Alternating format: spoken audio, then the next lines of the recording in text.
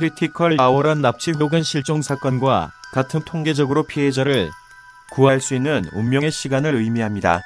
전기, 전자 등 공학 분야 전문가들의 현 상황에 대한 분석이 있어 그 내용을 간략히 살펴보고 해안을 함께 고민해 보았으면 좋겠습니다.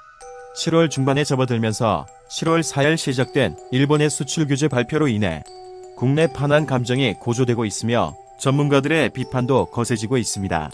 아베는 지금 역시 하면서 고작 3개 소재만 규제한다고 말했을 뿐인데 예상대로 한민족은 저렇게 스스로 갑론을박하면서 혼란스럽군. 기시 노부스케 외교부의 말씀이 옳았어 라며 미소를 짓고 있을 겁니다.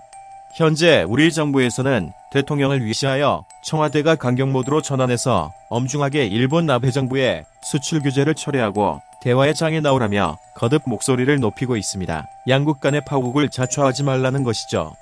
정부의 늦장 대처에 대한 비판의 목소리도 점차 높아지고 있습니다. 기술 분야의 전문가들은 이미 20여 년 전부터 정부에 제시했던 바다. 그러나 정권이 바뀔 때마다 일관성을 잃고 지속적인 실행력이 따라가지 못했다는 평가입니다. 역사적으로 볼 때 1980년대 일본은 미국이 그렇게 당했었다는 것입니다. 미국의 인텔이나 퀄컴 등이 일본의 반도체 기업들에게 계속 밀리게 되자 미국산 반도체 점유율을 10%에서 20%로 늘리고 일본의 메모리 반도체 수출을 덤핑이라며 중단시키는 경제보복을 단행했고 결국 일본은 일방적으로 패배했다는 것입니다. 결국 미국이 원하는 대로 다 들어주고 나서야 분쟁이 끝났다는 것이죠. 우리 한국의 반도체가 이 당시 틈을 비집고 성장할 수 있었다는 것입니다. 이것은 마치 태평양 전쟁 패배국이었던 일본이 우리나라의 6.25 전쟁 이후 산업물자를 공급하면서 재건의 기회를 얻은 것과 일맥상통해 보입니다. 전자공학 등 첨단 기술 분야의 전문가들이 내놓은 현 상황에 대한 진단은 지금은 크리티컬 파워, 즉 한국 경제는 지금 백척강도에 서 있다라고 얘기하고 있습니다. 크리티컬 아워는 납치 혹은 실종 사건과 같은 통계적으로 피해자를 구할 수 있는 운명의 시간을 이야기합니다. 한국은 지금 국가의 경제적 명운을 가를 시간을 지나고 있다. 그럼에도 지금 한국은 기업하기 어려운 상황으로 가고 있다. 라고 비판하고 있습니다.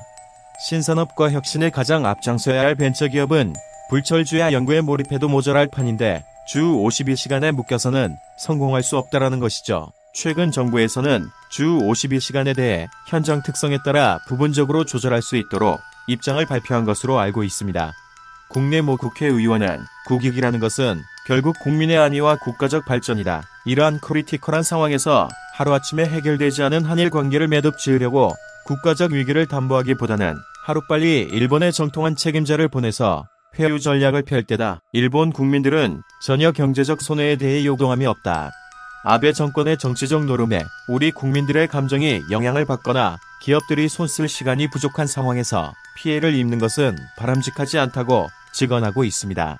이런 우화가 있습니다. 평화롭게 숲길을 가던 소년이 있었는데 갑자기 커다란 맹수 한 마리가 나타났습니다. 소년은 두 손을 모으고 목숨만 살려달라고 하늘에 간절히 기도합니다. 그렇게 몇 초 후 눈을 뜨고 앞을 바라보고 깜짝 놀랐습니다. 맹수도 기도를 하고 있더랍니다. 그래서 너는 뭐라고 기도했냐고 물으니 너를 꼭 잡아먹게 해달라고 기도했다는 것입니다.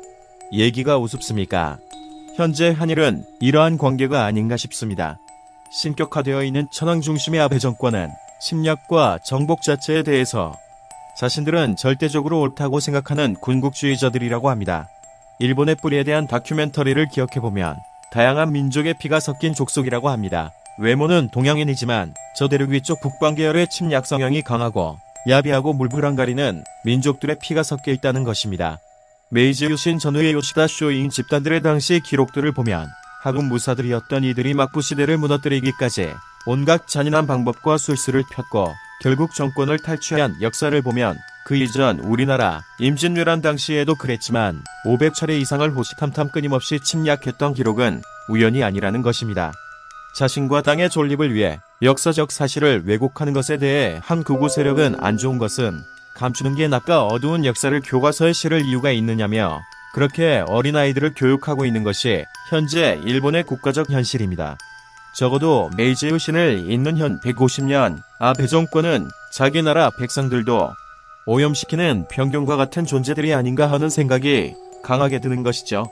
아베는 참의원 선거를 앞두고 야당이 봉쇄당한 상태에서 반한 감정을 정치에 이용하고 있다고 합니다. 현재까지 일본에서 우리나라에 수출되는 반도체 소재는 통과된 것이 하나도 없는 상황입니다. 아베 정권은 단지 한일 간 프로세스상이든 산업적 특성이든 간의 산업적 우위에 있다고 확신하고 이를 정치에 이용하고 있을 뿐입니다. 중국과 마찬가지로 일본도 우리나라를 자신들의 속국 혹은 작은 나라로 여기고 있다는 사실을 이번 사태를 통해 재확인되고 있습니다. 국내 모 대학의 경제학 교수는 일본은 심리전에 매우 능숙한 자들이다. 일제강점기 35년 동안 우리 한민족의 약점과 강점을 연구 분석해왔다. 또한 우리보다 산업적으로 2배 이상 시간적으로 앞서가고 있는 나라였기 때문에 우리나라 산업이 어떻게 발전하고 정치가 흐를 것이라는 것을 자신들의 시행착오를 통해 잘 파악하고 있다는 것입니다. 또 실상 우리나라 또한 일본의 정치와 경제 발전 그리고 문화에서조차도 일본 것을 많이 벤치마킹해왔고 연구해온 것은 사실이라는 것입니다.